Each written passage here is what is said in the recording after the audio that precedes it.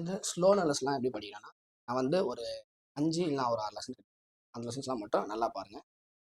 என்ன லெசன்ஸ்னால் first lesson, second lesson, lesson, 7th lesson, lesson, 14th lesson. ஓகேவா? இந்த லெசன்ஸ்லாம் பாருங்கள். இதில் வந்து ஃபஸ்ட்டு வந்து டிஃப்ரென்ஸ் எல்லாத்தையும் படிச்சுக்கோங்க. அதில் இருக்கா? நெக்ஸ்ட்டு வந்து ஃபங்க்ஷன்ஸ் எல்லாத்தையும் படிச்சு. அடுத்தது வந்து கேரக்டரிஸ்டிக்ஸ். ஓகேவா?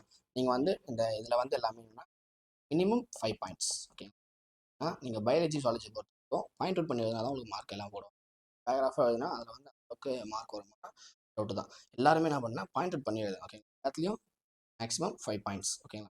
பாயிண்ட்ஸ் போதும், 5 பாயிண்ட்ஸு. நெக்ஸ்ட் வந்து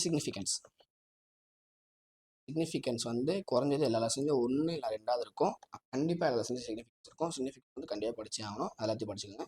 நெக்ஸ்ட் வந்து டயக்ராம். ஓகேவா? இதில் வந்து என்னன்னா, இந்த செகண்ட் லெசனில் வந்து என்னன்னா ஃப்ளோரல் டைக்ராம்னு ஒன்று. அதில் வந்து அந்த டைக்ராம் பார்த்து வரைஞ்சிக்கோங்க. நெக்ஸ்ட் வந்து இந்த ஃப்ளோரல் ஃபார்முலா மட்டும்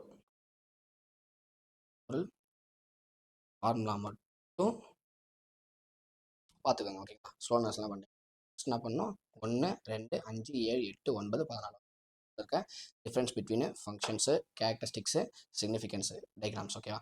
இதை ஃபுல்லாத்தையும் பார்த்துக்கோங்க. டிஃப்ரென்ஸில் 5 மார்க்ஸ் எப்படி எழுதணும்னா மினிமம் 5 பாயிண்ட்ஸ். ஓகேவா? எல்லாத்தையும் என்ன சொன்னேன், பாயிண்ட் அவுட் பண்ணி தான் எழுதணும். எதையும் பேராகிராஃபாக எழுதாதீங்க. பாயிண்ட் அவுட் பண்ணி அவங்களுக்கு மார்க்கு போடுவாங்க. பேராகிராஃபாக எழுதிங்கன்னா மார்க் எதுக்கும் வராது. அவங்க வந்து கண்டென்ட் தான் நிறைய எதிர்பார்ப்பாங்க. அவங்க பாயிண்ட் பண்ணி எழுதும்போது ஈஸியாக இருக்கும் கரெக்ஷன். என்ன பண்ணுறது, மார்க் வந்து அவங்க போடுவாங்க. அப்படின்னா பண்ணால் நீங்கள் வந்து எல்லாத்தையும் பண்ணி மட்டும் எழுதுங்க. ஓகேங்களா?